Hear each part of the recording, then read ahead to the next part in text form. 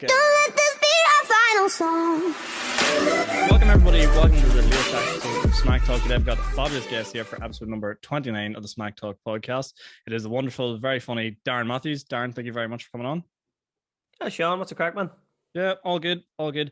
I can see you're located there above the 18 arches of Bestbrook. Yeah, I'm actually just on the roof at my ma's house in Millvale here, so that's why I thought fair play to her that the internet signal's class from the roof, so I thought that'd be good. I hope this is a video podcast, or the people listening to this are going, what are these people talking about? Yeah. No, all my formats are video formats, so unfortunately you have to look at us for the full duration. That's okay. If I'd have known that, I would have maybe shaved my head, because this lack of haircuts is absolutely ridiculous. You weren't tempted over a bit of better lighting. There's a lot of soft lighting happening here in Belfast. I'm just delighted to be on the podcast where I can unleash my full neuriness. Yeah, I interview people on my podcast from all over the world, so I have to speak a bit more proper, but I don't have to do that here. You can let loose here with us. Let's do it. Very good. So yeah, as you said, you're originally from Bestbrook specifically. That's the one. Yep. Bestbrook specifically, and now you've basically ventured off up into the big city in Belfast there. Yeah, I bought a house in Belfast. It was cheaper than buying a house in Bestbrook. So believe it or not, yeah, right, okay. Mm-hmm. We were laughing the other day. We were actually saying, all for like the size of Bestbrook and the place that it is, it's actually funny how like everyone has nice cars, and it's probably due to two factors. One, they're either on DLA, or two, they're a drug dealer, or both.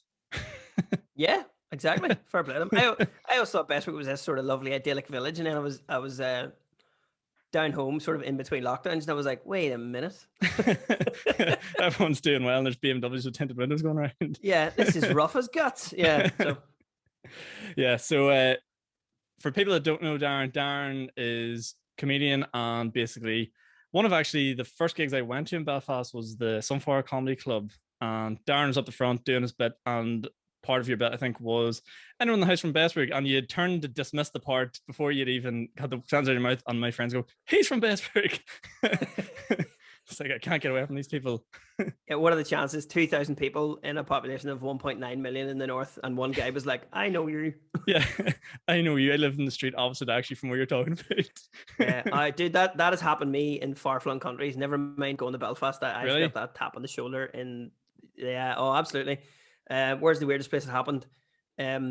Singapore. I was doing gigs over there, and a guy tapped me on the shoulder because I was wearing my Lesumman jersey, which was the football team I played for, and I had it on me because it was green for Paddy's Day, and I felt somebody come up, and it says Lesumman in Irish on the back, and I felt somebody. You ever felt somebody read your shoulders? It felt like it was like poking me, and I was like, "Hey, what the fuck?" And the guy just went to me in the thickest accent. He just went, "You're from Lesumman, but." And I was like, "I'm actually from Bestbrook." I says, "Where are you from?" He's like, "Camla." Camla. Oh, it's definitely you literally can't get away from anybody in these parts. It's brutal. But in terms of the comedy scene in Northern Ireland, so it's sort of shy talking about it now, obviously, with the whole situation that's going on. But you still are running your own comedy club or clubs? Well, yeah, when we're allowed to. Yeah, when we're allowed to. Yeah. Yep, still running two. Running one in Newry and one in Belfast, which you were at, and as you could see, which was really grim because we set that up as a new club. We did 3 shows, all sold out, all brilliant lineups, all great crack, and then the world went to shite. So we are on hiatus until it's safe to bring people back. And I actually didn't know, someone that's from this part of the world, that the McAleavey's Comedy Club never had. I don't know how I didn't know about it, but obviously there's the McAleavey's Club as well. Yeah, McAleavey's Club, best comedy club in Newry / only comedy club in Newry. What do you hear this, lads? £12 in, bring a carry-out, and we feed you pizza at half time. I mean, what more do you want? You couldn't take a stick, you couldn't beat it. Exactly. And there's we do nights where you could come and see some of the best comedians in the land coming down. I mean, like headliners, we've had like Mickey Bartlett, Shane Todd, Rory Woods came down headline for us, Sean Haggerty, Diona Doherty. They've all done the club. So it's a great thing for them to get out and do, basically for the guys to do a good club night, and it's well organized, and McCooey's a legend who really looks after us. So I get her up to do a wee bit. She hosts sometimes whenever I'm working on new bits, or if I'm taking a month off. McCooey's the woman. She jumps up and does her bit as well, which is brilliant. I'm trying to encourage her to do more, but obviously we can't do anything at the minute. But we will be back. People of Newry who love a carry-out, we shall return. Oh, we will definitely be back, because for me, I sort of I just keep laughing at this. Like I keep talking about it on the podcast, but I keep laughing because I sort of had this like notion of, oh yeah, I would love to give stand-up comedy a try, give it a go. Didn't, you know, the world didn't end, wanted to give it a go. So I took that as a bit of a success. And I was like, you know what, we'll give this another chance. We'll keep going and we'll sort of see what comes of it. And then I got 2 or 3 gigs under my belt. And then I decided, you know what, sure, I'll tell a few people, you know, what harm will it do? And next thing, the world just ended. So in terms of me, it couldn't have timed it any worse for starting out, you know, trying to get into the stand-up scene. What was really funny was I remember chatting to you at that show where I was chatting to you after the gig in the Sunflower, and you were like, any advice? And I said, literally, man, there's no more advice I can give you than just get out there and do loads of gigs. Yeah. And now I can't even do loads of gigs. So don't be too annoyed or panicked. But I was just like, yeah. So with that, have you been writing much material yourself, or have you sort of just, you know, taken a wee step back? Because I feel like a lot of people are saying, you know, keep writing, keep doing your thing. Or what's your approach been? Yeah, here, look, absolutely fair play to anybody who's been doing writing loads. I've just got back into doing my podcasting because I need some sort of creative outlet. But with no gigs, I don't know. I would be a lazy writer anyway. I would write a lot. I do a lot of MCing, a lot of hosting work. So I will write something for a new gig because it's something I'll try out in the middle. I'll be like, oh, I'll give this a go. This is a new concept. And then you can kind of pass it off as part of you're working into the chat somewhere. And it's a new bit I'm working on. That's how I build material, as opposed to there's nothing scarier than just getting up and doing brand new material, because comedy doesn't exist without an audience. You can think something's as funny as you want, but if you say it and people laugh, it's comedy. If you say it and nobody laughs, you might as well be doing poetry. Do you know what I mean? So, yeah, it's from my experience anyway, from starting out, I was absolutely terrifying, which was funny though, because I obviously had written a wee bit and decided, I think Luke was awful good and gave me a spot in Pavilion. I tortured him once or twice, went, obviously showed my face, please. And eventually he gave me a spot, which was awful good of him. But then what happened was, as you said, you try and get more gigs and you try and get more spots. But what happened for me was one of the gigs I got was in a place called the Accidental Theatre in Belfast. Now, for the people here that don't know anything about the Accidental Theatre, because I didn't know anything about it, it's basically the side part of some form of church, isn't it? No, Accidental is the theatre in Shaftesbury Square. The gig you're on about is East Laughs. East Laughs. It's like the wee corner of a Methodist church, which I did. There was a piece about me in the Irish News, and the photo that was taken was me holding a sliotar. It was me basically explaining hurling to people in East Belfast. That's the photo they used, and it was taken at that venue. It's actually a lovely wee gig. It's a class gig, but the way it got sold to me was absolutely terrifying, because whoever, I can't remember the name of the fella, I'm so bad with names, but whoever told me and like asked me, he's like, yeah, you can come on, no bother, was explaining that, you know, a large part of the audience there will be the congregation that goes to a lot of the mass and stuff. So like you might need to alter your material slightly. And a lot of my material from the first bit, just as like a standard lad, was like, you know, dicks and all the usual shit you expect a 22-year-old lad to talk about, sort of thing. I was like, right, well, there's anything that sort of got a laugh is gone. So I'm back to square one again in terms of what I'm going to come out with. But thankfully, yeah. Well, I mean, I would say that great spot. Yeah, it's a lovely place to do it. And I would say to you to keep doing it. And if it, do you know what? If it encourages you to write something a wee bit different, it's always good to have something in the back pocket when you're writing material where you can go and do a gig, and it doesn't matter what crowd you're gigging to. If you've got something for each crowd, you're laughing. But the only way to do that is to develop and keep gigging, and you'll gig places that don't suit you. And it's figuring that out. That's the scary part of it starting. There's no, as much advice as you can get or as much advice as I can give, the only way to do it is to do it. And you'll learn from your own mistakes. And I can really tell you stuff, and other comedians can tell you stuff. Be like, don't do this if you're doing this. Obviously, you're not going to get up and do rough material in front of a church group, you know, that kind of way. Yeah. But at the same point, after so many years, I'm able to do, like, I can do a gig in, you know, like the Braid Theatre in Ballymena.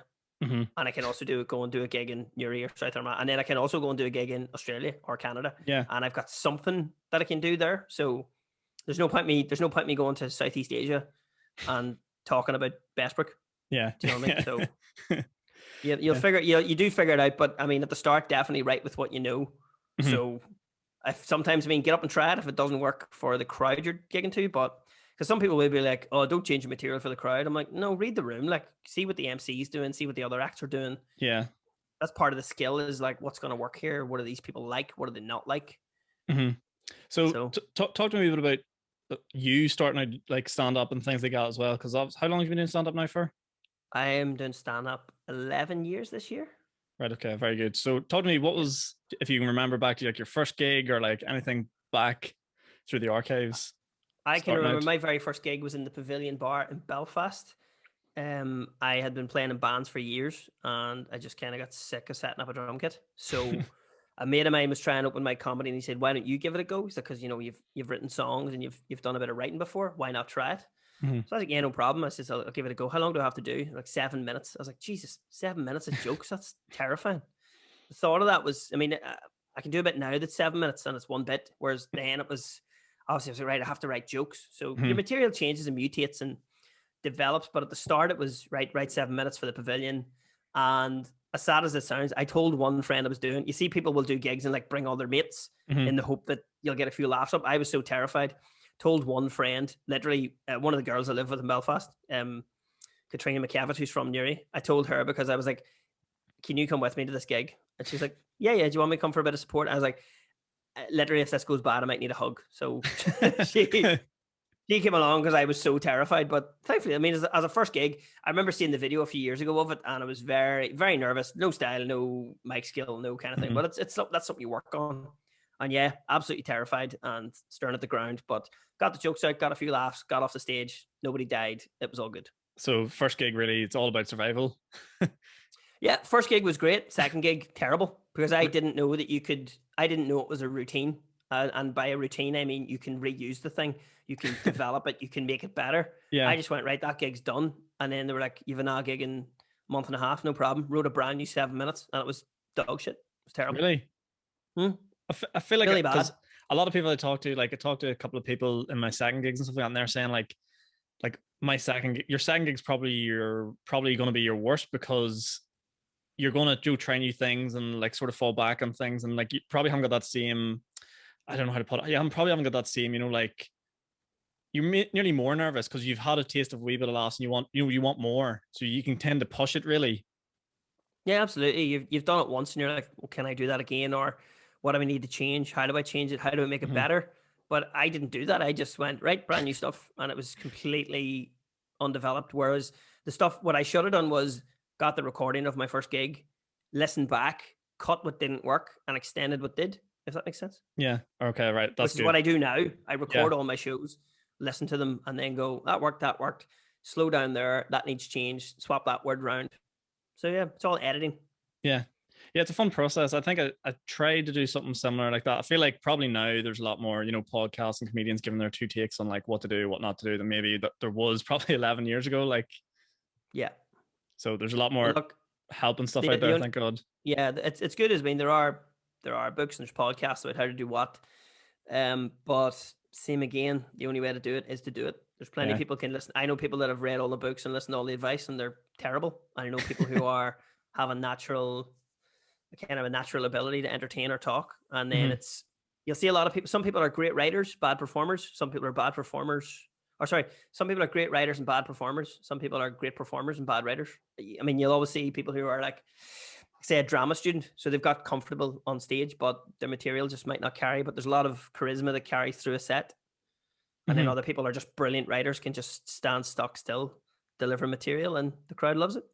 And do you think there's like with those sort of things, do you think there's like a 50-50 balance to that? Or is it like, if you're sort of to split those, like how much, if you're trying to like add ingredients in for what really will work, what's sort of the perfect blend? I was going to say, well, look, if there was a perfect blend, I'd be a lot more successful than I am. Do you know, that kind of thing? I can't tell you how to do comedy because our styles could be totally different. What I found out is just from sort of human psychology, you've got about 30 seconds on stage before people decide whether they like you or not. There's a likability factor. Okay. So some people get up and it's something I learned, thankfully, very quickly. The first gig I did it and I noticed it worked was get a joke out as quick as you can, even if it's a reference to, like hello or your name, or if there's a joke about, oh, you're probably thinking I look like, that's fine. Get that out of the way, because once you get a first laugh, it settles your nerves and it settles the audience. You see people get up and just launch into something that takes like a minute and a half to get to a punchline. And by that point, if it's not worth the payoff, they're not with you. Yeah, so you can instantly lose a room, really. Yeah, which is terrifying. Or you can be doing well and one misplaced line can lose a room. One, maybe a joke that doesn't land, maybe something that's offensive when you've been doing clean material. It's very hard to decide what way you're going to do. But what sort of, without telling me your material, what sort of stuff were you doing? I know you were saying about sort of So being I a was sort of, young guy. yeah, well, I sort of like, I really didn't want to go down that route of, like young guy and sort of like the stereotypical things you probably assume, and probably you've seen over your 11 years. You're like, oh, another one of these sort of coming along. But I try to make as much stuff relatable to me and my experience. Like I come from like a family of 6 and stories with like fucking like Jewish parents and stuff like that. Like try to make it like as much as that as possible instead of just I'm a lad, dick, women, that sort of stuff. So sort of more personal stuff that's still relatable. I like to hope. Yeah, no, I get that as well. I play a lot on that. There's a lot of stories about sort of growing up. I have 3 brothers. There's a lot of that. Mm-hmm. My only advice kind of that I would say that stuff that I've noticed works is people appreciate how would you put it? You have to put people at ease. So I would say before you kind of make fun of the audience, or it's so hard to have a bit of fun with somebody without seeing a bully. You know what I mean? Yeah. You have to be good natured. People have to get that you're joking. You know what I mean? I've seen Yeah. people get up and like lose their temper, and it's very uncomfortable. You know, you see like an MC and he's just like doesn't say anything something witty to somebody. He just calls someone a name, and you're like, Yeah. oh fuck, I don't know about Yeah. that. So and look, it's happened. It's happened to me too. Maybe like a heckle's happened and you react too quickly, or you don't have something ready for them. There's Mhm. comedy's so weird. There's hundreds of things that can happen while you're up there, but the thing you have to remember to do is get up on stage and try and be at the mic or have the mic in your hand before they stop applauding, so you can literally go hello, or Oh, some so you that's the see thing. So get see if the talking crowd before they stops stop. applauding.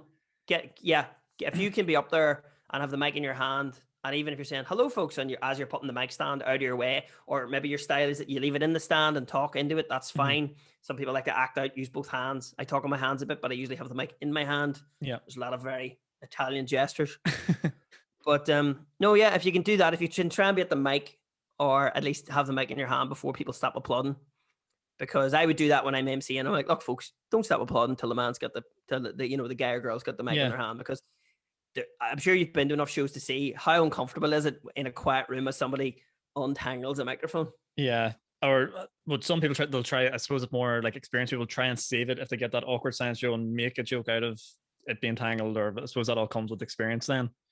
First thing I do when I'm MCing is before the show starts, climb up on stage, make sure the lead's not caught on anything. Honest to God. It's just Really? years of experience. Because some people will set up, I mean, it's stand up. Just give me a straight mic stand and an SM58 microphone, like a proper, vocal mic. Sometimes you get the gigs, people be like, oh, we had a stand because we normally have guitar players. I'm like, get rid of that. That's just more something for somebody to break or fiddle with. Yeah. That's what I would say the practicalities of stand up. Know how to use a mic stand and know how to plug a microphone in if the lead comes out. Honest to God, it's such a skill set. But Because I used to do. I was a sound sound engineer. It happens to everyone. Yeah. I was a sound engineer. I've had to literally run up on stage and fix stuff for people because they're just kind of standing there panicking. I'm like, give me that. Take bits in their hand. What do I do? Yeah. What have I done? I'm like, fix it. So. Has it ever happened at any big stages, or has it sort of been more comedy club stuff? I suppose you would have engineers and stuff there, wouldn't you? Know, big stuff. You would do, but for the love of God, you should have. I mean, if you're doing like proper comedy clubs, they'll have your microphone in the stand, straight boom or straight stand, and then if you're a musical comedian, they'll have a boom stand for you. And then all good clubs will have a spare mic on the stage. Like if your mic cuts out, the weak guy will just appear and hand you a new one. But look, when you're running your own show, you might only have one microphone, so you got to make sure everything works. Yeah, of course. Oh God, making me nervous thinking about all these things. Like I'm just thinking of all the things now that could potentially go wrong on stage. Yeah. But the thing is, I think if you've got all those mentally covered, you don't panic. Yeah, and then true. You can make a joke of it or reference into it about how you can make it part of the set, or what do you do with it? How do you fix this? How do you get everybody back on side? You can have like gigs ebb and flow, especially MCing. Somebody might do bad, and then it's your job to bring them back up again, make them happy. You know what I mean? Yeah, okay. There might be a comedian on, they don't like their stuff, and then you're like, oh shit, what am I going to say here? This isn't going well. How am I going to get everybody back on side and get them in a good mood? Because as a host, your job is literally to make people feel welcome. See, some people don't suit hosting. Yeah. Whereas, I mean, you've seen me MC. I just try and be very, how's it going? Keep it right. You're on for a good night. Great comedians. You're getting people amped up. It's like trying to convince your mate to come to a party. Come on, it'll be great fun. Yeah, So, you're here for a good time. That sort of like vibe yeah, for everybody, I exactly. suppose. Yeah. Okay, that's interesting. So then, how did you like? How personally did you figure out that like MCing and hosting was sort of more, something you really enjoyed then compared to? Well, I don't know if that is what you're saying, but are you saying that like you really prefer the hosting compared to the straight sets then? No, I host out of necessity. Usually, All right. hosting and MCing is something that I figured out how to do Mhm. because I was running my own shows. Same way when I played in the band, I figured out how to make up an entire stage set. I figured out how to do sound. It's a necessity of I figured out how to be a gig promoter when I was Uh-huh. when I've played in bands, and I've used all that knowledge to help me in comedy, and it's Mhm. probably helped me. I've learned I've already learned what to do and what not to do before I've put on a show. Yeah. Yeah. Yeah. So hosting is something I just know how to do, and you know what? It's a good skill to have because if as you do more shows, people will go, well, we've got this list of comedians who can MC, and usually the MC gets paid the second most after the headliner. So if you're Yeah. not headlining, if you can get the MC job, magic. That's where the money's Yeah. at.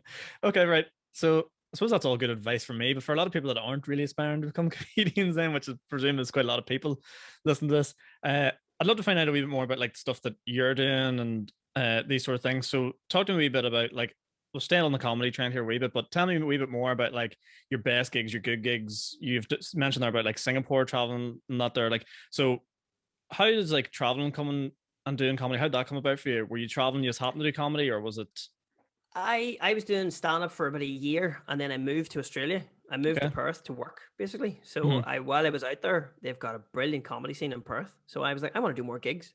And the first week I was there, I entered a competition, which was basically like a gong. So if people didn't laugh, you got gonged off. Or there was the way they worked it was there were three cards handed out to random people, and if they decided you weren't funny, they'd raise their flag, their wee card. And if the MC saw that there was three flags up, they'd gong you off. So the first Cool. night I was there, I'd only been doing comedy for about a year, but I won, or sorry, I got through my 5 minutes because I'd written a load of stuff about being in Australia. I was there for a week, so I was writing all the time because I wasn't working at the minute. Mm-hmm. And I got into a final then, and in the final you get an extra minute to do more. So I had my year's experience plus whatever I'd written since I got there. So I had 6 minutes for that show. Mm-hmm. Got through my 5 minutes without getting gonged off. Got into a final with two other comedians. Did an extra minute of quite short because we're Irish. We speak quite quickly. Yeah. So they were like, "Can you do a minute?" And I was like, "I'm going to do 5 minutes in a minute. What's this?" Did that and won. So I won $100, and then I entered a competition called Green Faces, which I got into the finals of. It was won by a musical comedy act, like a trio.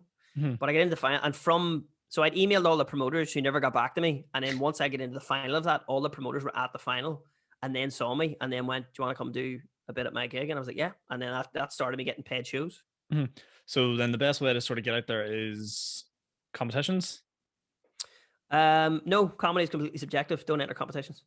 It was my way of getting out there because it was a means of letting the promoters see me basically in Perth because nobody knew how I was because I wasn't from there. So they were Yeah, probably okay, you going know to give me a chance contacts. to let me get up on stage. I had no contacts. Mm-hmm. And then once I was there, I got to know the 4 or 5 promoters that ran everything in the town. Perth as a city has the same population as like Northern Ireland. So it was Big great. place. Yeah, It yeah. opened up a lot of, that's in one town. Like, so it opened up a lot of gigs. And then like out of that, I got booked for they literally the most rock and roll I've ever felt. They flew me to do a show. So I got in a wee it's a wee not a private jet, but it's like one that takes all the workers from the city up to the mine and then they stay there for like a week. Or Mm-hmm. so they stay there for a month. I had to stay for a weekend. But yeah, got really well paid. It was like a mining company. They're absolutely rotten with dough. So I got paid. I got paid a couple of grand, I think, to go up and hang out on Paddy's Day, just in the middle of nowhere. And Yeah. it was like, don't wander off into the desert. There's snakes. Don't be hanging around at nighttime. A dingo will take you. And I was like, Jesus, just hiding in my wee room, going, is it safe to come out yet? And then Paddy's Day obviously came out, and I went. There's a wee town nearby, the population 500 people. Went in there. It's literally like a crossroads and a bar. I went in there. I was drinking. I was chatting. I got chatting to an Irish boy that was working at the mine. Of course, I did. Yeah. And then back, I nearly missed the bus back to the mine for the show. And I was like, this is literally the only reason I'm here. And the show was So, yeah. in a mine. On a mine site, not in a mine, not like under the ground. So the mine sites are the boys, they do strip mine in there. So the mine, they take the top level off and they get iron ore. Okay. So what I was doing was I was staying, there's like a little village that's purpose built in the middle of nowhere in the desert where they've found this ore. and then there's Cool, a man. wet mess, so it's just an outdoor pub basically. Oh, So I class. had to bring the PA system with me, and sure enough, they paid me extra because I set up my own sound Because you had your own cards. stuff. And you just so happened to have a PA system with you in Australia, or Well, no, they the company who booked me, they gave me a PA system. There, you need to take it with you because they don't have one at the mine site. But we're gonna send a sound engineer with you, and I was like, I can set that up myself. And they're like, oh, cool, we'll just pay what we're paying him. he's a one Flew up man, a yeah. set. So when One man everyone for was a at work, job. I was setting up the PA system because I figured it would have looked so not showbiz if they had if I had walked in when everyone's sitting waiting for me. Just give us 10 minutes, boys. We're just gonna plug her in here. It's the PA guy we've got on tonight. Yeah, wearing a hat, trying to pretend it's not me, and then show up, hey. Pretty hard to disguise yourself down there with red hair and probably red raw skin at this stage. I was melted. So it was good crack. So how long did you stay in Australia for then? I was in Australia kind of on and off because I sort of traveled around a wee bit and I moved, but I was last in Australia in 2019. I did the Perth and Adelaide Fringe Festivals with another comedian from Bestbrook Oh, there's who more. started comedy in Australia. Really? What's Yeah. the name? A very funny man called Sean Quinn. He's based in Adelaide. Oh, very good. So Sean's out there, but he started comedy in Australia, in Brisbane, then moved to Adelaide, and he's doing great guns. So if the world is opened up again, I'm going to go back out and do the festivals next year. So, because after doing a winter here and not being able to travel anywhere, not doing that shit again. So Yeah. I'm going to, I'll get out of here and try and get back to Perth and Adelaide. Yeah, I think that's everyone's aim at the minute whenever everything opens up, God only knows when. I don't know if did you see the, I don't even want to call it announcement from Stormont today on our plan Their to open PDF up. file. Yeah. Whatever that was, whoever's child made that. Yeah. Somebody doing that for their GCSE ACT. That was great. Yeah, I did see it, and I was very more interested. I was just like, "What's the crack with sports?" Because I need to get back training with the football club, like so. Mm-hmm. Yeah, have you been? Because you play for East Antrim, that's East Belfast. East Belfast, yeah, East Belfast GAA, which is a brand new thing. What is it? 2 years old?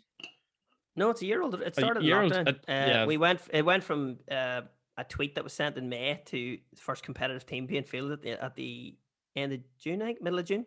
Mm-hmm. It was mad. I actually I joined as a footballer, and I've ended up in the hurling team. So there you go. Did you have any experience of hurling before, or is this all brand new? No, I played for Creeveroo when I was a kid, but I literally hadn't hurled in 20 years. Yeah. And then when I got the stick back in my hand, I was like, oh, gonna do some damage now. Gonna beat some boys with this. It was great. I did one of the first things I did because it was a brand new club and it didn't have any money. I did the fundraising, so I put on 4 shows in the Hatfield. Oh, nice. For the club. So the 4 shows were because we were bubbling as a team, so not as a club, because the club has got like 400 members, but each team was given 50 tickets. We did an upstairs gig in the Hatfield, and we actually only got 2 done because we literally did a Friday night, and on the Saturday another lockdown happened, and we couldn't do the next 2 shows. So those shows are still going to go ahead, but they'll be like 8 months after they're supposed to.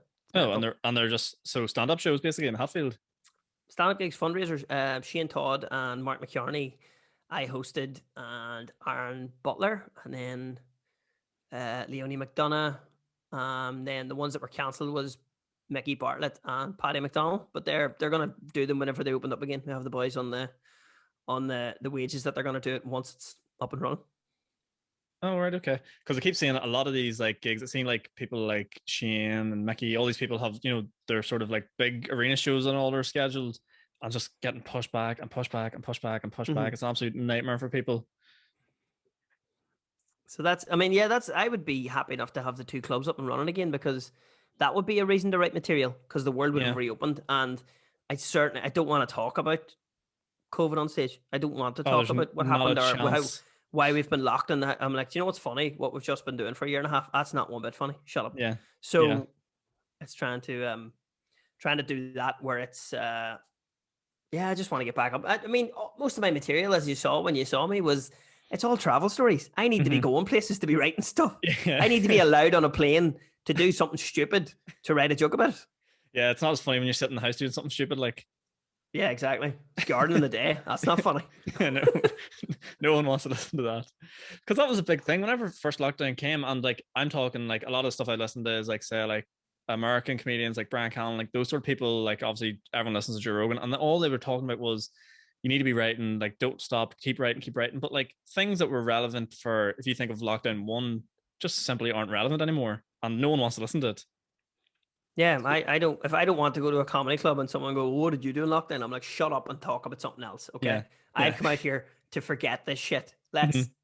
We're back in the world now. Let's go. So that'll be the hopeful thing. And then yeah, so everyone's planning their kind of solo shows. I think I'm opening for Jordan Robinson, who I do the Injury Time podcast with, Yeah. but Jordan hasn't announced any dates yet because same again, we can't. So Mhm. I'd love to do a solo show as well. I have one I've started writing, but yet again, I'm very lazy at it because why? I don't know when I'm Yeah. doing it. Yeah, exactly. Yeah, it's hard to get the mojo going for it. Yeah, so it's not like I'm not thinking of loads of funny stuff while I'm out walking the dogs. You know, Yeah.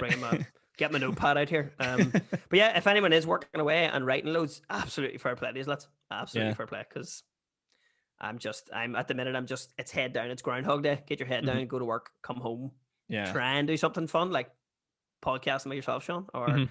doing my own podcast, or you know, learning a bit of guitar, just anything to sort of try and be somewhere creative at the Yeah. minute. Like I've even got into there today on my Instagram story, like jumping into cold water, like just anything, no matter how stupid or like it That is, just cold try. water swimming is massive these days. That's the big deal, man. The old Wim Hof method and all that stuff. Yeah. Cold showers every morning. Go throw yourself into the ocean. I don't understand the cold shower thing. I'm definitely not getting behind. The cold water, I can, open water and stuff like that more so. But who wants to stand in a cold shower? Oh yeah, like I'll jump off a pier in the cold water because that's a bit of crack. I'm Yeah. not purposely having a cold shower. Get And fucked. also, if I fit myself in the shower with cold water, that's just weird. Whereas if I'm at the Yeah. sea, it's even more acceptable. Yeah. No, there's whole groups of people going to the beaches and stuff, and then it's really funny. I saw a thing about like cops lifting people for being in groups of two at the beach and stuff, and I'm just like, oh, Yeah. maybe I don't know. Is that something to be funny about? It's not really. I think the funniest thing I've seen about that was, what was the one? There's a Facebook group called so up here in Belfast. If you go up the coast towards Bangor, there's a place called Helen's Bay, and their cold water swimming group is called Helen's Bay Watch. So I was like, "Hey, puns, nice one." That's the funniest thing I've seen. So as well, we were talking about what were we talking about there for a second? I had something in my head there and I've lost now. Oh yeah, so we were talking about writing and stuff like that as well when we were in the middle of all that.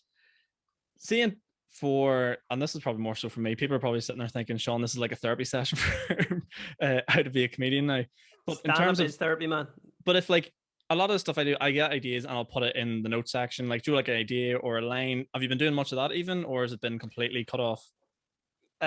No, I don't do that because I've never done that because what happens is I do that and then I look at my phone a week later and go, what the fuck was that about? Yeah. At first there was some I was looking through and I was like, some of this just random thoughts that you think are funny. You're looking like, that's just kind of weird. Why is there like random line of something I don't have no idea what it's about?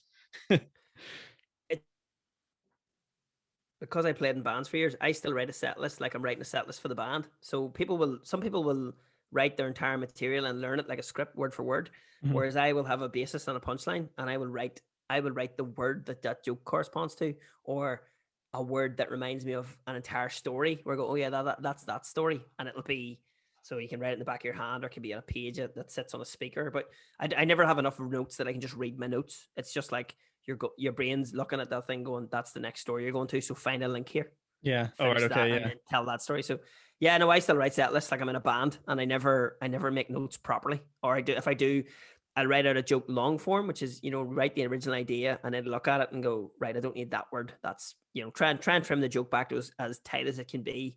So it's like learning to read and write in school again. So if you're saying, I drove into town on Saturday morning in my red car, you're like, nobody needs to know it was Saturday morning. Nobody needs to know the car's red. I drove into town. Oh, that's interesting. So you just try and condense. I suppose you're trying to condense all the funny, get as much funny in there as possible. Is that the best? Yeah. Or if I do, so mine's very story based. So if I'm doing a story, there's lots of little jokes that lead to the big punchline. That's the end of the story. Mm-hmm. So that's it. We're trying to keep everything tight. All right. And then eventually that will expand out to, we'll add more jokes into a story, and the story will get bigger and smaller as you go. Oh, okay. And in terms of times and how long you have this time, obviously we talk really quick, and that's one of the probably the biggest things I took away from my first gig. I was like, it was like the equivalent of like Roadrunner on crack. The way sort of the words are coming out of my mouth. Is that a big thing you've learned? Like slow down, like delivery methods. Like what sort of advice would you have for that then as well? I mean, here everyone can understand what you're saying, but I definitely when I moved abroad, but that wasn't just performing, that was in general. I had to slow down. I got very, my sort of neurisms of, so if you, I mean, even when I'm gigging in Belfast, if I would say to somebody, oh well, man, what's the crack? In Newry, we can say that as one word. You can just go, it's crack, boy. That's like, that's nonsense. That's not even words. You know what I mean? You're S apostrophe crack by B-A-I. It's crack by. And you know exactly what that means, but I can't do that on stage. I have to say, well, how are you? Or it's sort of, it's kind of weird. It was like going back to school and like doing your GCSE English again, where it's like, don't try and talk how you would kind of type or write something as opposed to, but keep your personality in it. So it's kind of weird. But yeah, when I was abroad, definitely became like an English teacher, very slow delivered, very, so people can understand you. I mean, I've done gigs in places where English is their second language, and I'm one of those ones where you're doing a gig and you know that everybody in the place is actually better at English than you are. Yeah, done those shows, definitely. Yeah. So what is it like doing? Somebody said that to me. Somebody actually said that to me after a show in Southeast Asia. They said, "That was a great show. Your English is very good." And I was like, "For fuck's sake." What language? What is the actual language this place speaks? Yeah, I was like, we speak. I said in Irish we speak bastardized English. It's we're not supposed to be speaking it, so we've just completely ruined it. Because I started making clips for the podcast and stuff, and I had one where with Ryan the other day, and I was trying to get like subtitles on it, and like some of the programs do like automated subtitles, and the stuff it was firing back at me was hilarious. I was like, that's not gonna work for us. Yeah, I was like, he's trying to be really motivational serious here, and it's coming up the most horrific stuff in the world. Yeah. I was like, I want to post this, but he will not appreciate it one bit. Yeah. No, there's definitely something to be said for. I mean, there's a sketch video on that. So Google Translate trying to work out what somebody from Newry's saying. Do you think that plays a big part into like the growth of a lot of Northern Ireland comedians then? Because obviously there's people here that are selling out like arenas and like big places, but like the international sort of spectrum isn't the same for them. Do you think the accent has a big part to play in that? I think obviously people over here will understand you better because it's their accent too. I'm sure with the rest of the guys, when they go gig other places, they'll slow down or speed up or change. It's kind of weird. It's not even changing your accent because people can still tell where you're from. It's developing your use of the language, basically being articulate, probably a bit more, just easier to understand. And it's so weird. When I first started doing shows in Australia, I kind of felt like I was talking like it's sort of like I had a head injury. You know that thing where your brain's going, you sound stupid, but the audience are understanding me. Because I don't just jump up and go, well, everybody, what's happening? I'm Darren, I'm from Bestbrook. I have to get up and go, hi, everyone. As you can tell from my accent, I've just got here from my construction job. That sort of stuff when you're, that's what they're expecting of me, because as soon as I say hello, they go, oh, accent. So I have to be I've done shows where I can see somebody really trying to work hard to figure out what I'm saying. So you have to be funny. Yeah. I don't want them getting the joke after their brain's gone, I know what he said. Yeah. Okay. Yeah. So it more so comes down to a point of, if you're funny, you're funny. It doesn't matter what you sound like, as long as audible, as long as people understand what you're saying. Yeah. And if you're abroad, then if you're not saying something that is funny, at least it sounds funny. Yeah. So that's always good. We'll get a wee bit more into you as well, because I think we've covered loads of stand-up stuff there, and there's probably a load of really good takeaways there, and I know I definitely take lots of good stuff from that as well. But in terms of yourself, so you mentioned there you had the podcast with Jordan, the Injury Time podcast, which I, for one, absolutely love the branding of. Despite you're in your, that was all Jordan. I can't say it. Despite you're in your Armagh jersey in it, because I'm a down man. Despite living in Bestwick, I am a down man. Traitor. Yeah, tell me a bit more. Yeah, well, tell me a bit more about that. Tell me a bit more about the Injury Time podcast and what people can expect from that and things. Injury Time was Jordan's idea, and he came to me and obviously figured out it would be better as a kind of as a duo, because when you're talking about football, we kind of wanted to have that feel where it's like, remember the good old days when you could watch football in the pub with your mates. So it was like, we'll talk about football. But we don't just do football. We cover rugby. Whenever it's on, we cover GAA as well. So I've introduced Jordan. I got him watching Gaelic and hurling. He absolutely loves it. Class. He's been watching that. So we're doing that. We do rugby. We do football. We've been asking people. We get guests on. We do a thing called story time, where we'll give you a story every week about a different sports person. So we've done stuff like, we actually did one on a Newry man, my great uncle, Seamus Darcy, who was a Chelsea player and played for Northern Ireland. So we did an episode on him. We've done episodes on random people like Babe Ruth, the baseball player, Aaron Hernandez, the American football player who they made the Netflix documentary about because he killed a few people. So it's really random and varied. We did one on Thierry Henry. We did one on Eric Cantona with Shane Todd. Thierry Henry was done with Dave Elliott. So yeah, it's a real mixed bag of tricks. You'll get your roundup of scores for the week. We do an intro about what's going on in the world of sport. We do the This Week in Sport. We do a story time. And then at the end of every episode, myself and Jordan have a little contest where one week he asked me 3 questions and the next week I ask him 3 questions. That's been great crack. Because I've listened to it obviously, but I've seen like structure of the show, as you said, like different segments, different part. It's very unique in its take because it's a comedy style sports podcast. And so it's not just 2 people that think they know everything about sports going in and trying to break down fine detail about it. You like to have a good laugh with it as well. We have a good laugh with it. There's jokes in it. There's, where there's a lot of ad libs, making stuff up on the spot. The only thing that we have to work off is the literal score sheet. Mm-hmm. That's it.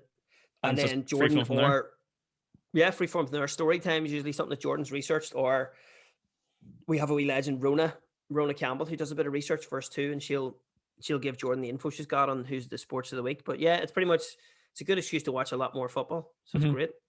And then once the season ends, we'll find something else to watch during the summer. With a bit of luck, we'll have a Euros on or whatever. So should be good. Yeah, touch wood with sports and stuff like that there, because oh god, without it, you see these people that have been saying like the Premier League, they're not so she doesn't celebration. Look, love, without football on a Saturday or Sunday, my life would be completely miserable. Yeah, we wouldn't have much to be at. But no, that came out of, I think the idea for injury time was something Jordan came to me with, which was it'll be funnier if it sounds like you're how people engage with sport, which is talking to your mate about it. So we wanted to sound very chilled, and we asked for people to, we have an Instagram and we have a Twitter and stuff. So we said to people, what's your opinion? Like this week's episode, we talked about, like an England 11, who's Gareth Southgate going to take to the Euros? They've qualified. So like send us your England 11. So people have been getting in touch with their recommendations of who you should take. And we'll, that carries on. We do that next week. So if you listen to the podcast this week and you send us in something, you might get a mention next week. So it's all good. Yeah. So well, that came out of the idea, I think, because I was already doing my podcast. So Jordan was like, well, you know what you're doing. You can do the recording. You've got the mics. So do you want to just jump in and give me a hand? I was like, aye, it's good crack. Yeah. No, yeah, it is. I have to say, it's absolutely fantastic podcast. And anyone's listening to this, feel free after this to go over and check it out. Like it's after you subscribed to this podcast, go over there. Okay. Yeah, no, it is. Honestly, it's fantastic. Armagh for championship this year. What's the opinion? Championship this year, let's see how we do in Division 1 league first. I think that'll be a gauge, because I'm foreseeing a couple of hammerings, but if with a bit of luck, good God, be nice to win an Ulster, but we'll have to see. You'll need Tyrone to beat Donegal or Donegal to beat Tyrone, and then sure, then we saw with Cavan winning last year, anything is possible. So here, look, they're the dream. No matter how Armagh does, I'll always be a fan. So they've mentally abused me for long enough. I can take another year. Yeah, well, we were sitting there last year thinking, we've got a draw with Cavan in the semi-finals, plain sailing, with a day out here in our hands, and the Ulster Championship never disappoints, does it? So was that mad as well, where Cavan basically had to come from behind in every game they played, like even against Antrim, they had to come from behind against Antrim, and then ended up winning the Ulster. I was like, what is going on here? It got the stage where I was like, no, this is just a bit we do. We let you think you're going to win, no matter who you are, and then we'll just come back. And every team had them. Down had them. Cavan had them. Monaghan had them.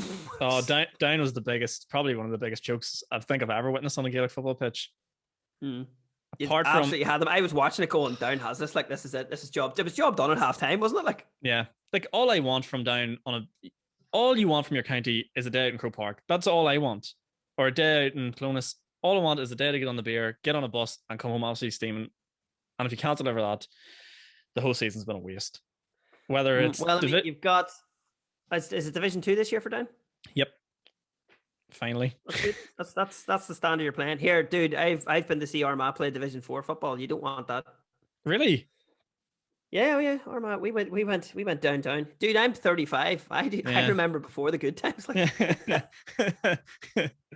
If this even is good times, who knows? yeah. Well, here, look, I remember seeing downbeat Armagh in Newry and then going on to win the All Ireland. Like that stings. You know what I mean? That's Yeah. the neighbours Yeah. doing the business. So, but sure. Yeah, I think we'll just have to keep coming back, won't we? It's the same. Look, I've explained this. Although one of the jokes I do is I say my father mentally abused me as a child. He made me an Armagh fan. This is totally true. There's no way of getting around. And one of the beautiful things about Gaelic sports, which I talk about in the podcast, is you don't get to pick. You can pick to support Man Mhm. United. You can pick to support Liverpool. You can pick to support Celtic or Rangers, whatever you want. You don't get to pick wherever you Yeah. wherever you fall out of your ma. That's you, boy. End of story. Get that red and black Yeah. or orange on you, and that's the end of story. Absolutely, that's it. And it could be. I mean, it could be a lifetime of disappointment. But by God, as you say, you love them days out. You want to go to Clonus. You want to Yeah. go to. You want to go to Dublin, and then with a bit of luck, hopefully they get Casement Park built here in Belfast. I can dip across the road to watch the match. It'd be great. Yeah, that'll be amazing. See, the GA probably. I think the GA are playing hardball with the purse strings as usual with that situation. I know. Well, I mean, look, they've taken some hit in the last sort of year and a half of nobody being at the thing because obviously an All-Ireland final day generates millions. Yeah. So we'll see what happens. Especially, well, I think the last one was a replay, so they technically got 2 out of it.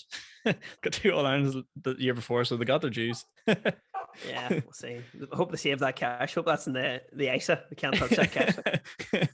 To put that away for a long time. But yeah, when was actually the last time Clonus was functional? I don't really have too much memories of Clonus.